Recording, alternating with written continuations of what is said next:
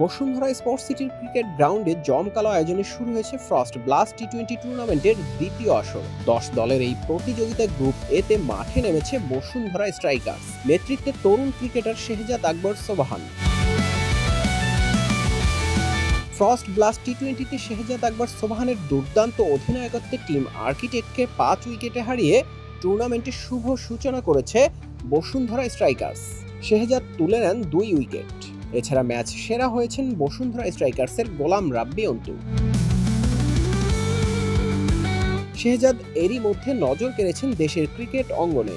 BPL এর 11তম আসরে player ড্রাফটে অংশ নেওয়া সর্বকনিষ্ঠ ডেলিগেট হিসেবে ক্রিকেটার বাছাই করে ইতোমধ্যেই ইতিহাস গড়েছেন।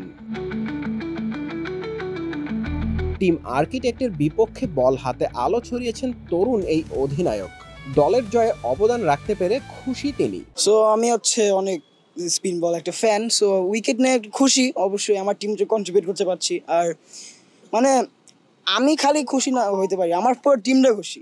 আর আমার মেইন গোল পুরো টিমে খুশি বানায়। আর এই উইকেট নেওয়া হাসাহাসি, এটা অনেক একটা আনন্দের জিনিস।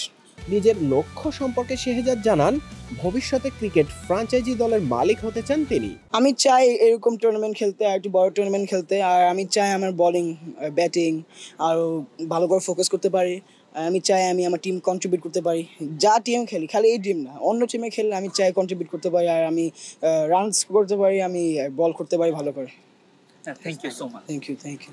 সর্বকনিষ্ঠ খেলোয়াড় ও অধিনায়ক হিসেবে ফ্রস্ট ব্লাস্ট টি-20 টুর্নামেন্টের শিরোপা জিততে চান শেহজাদ।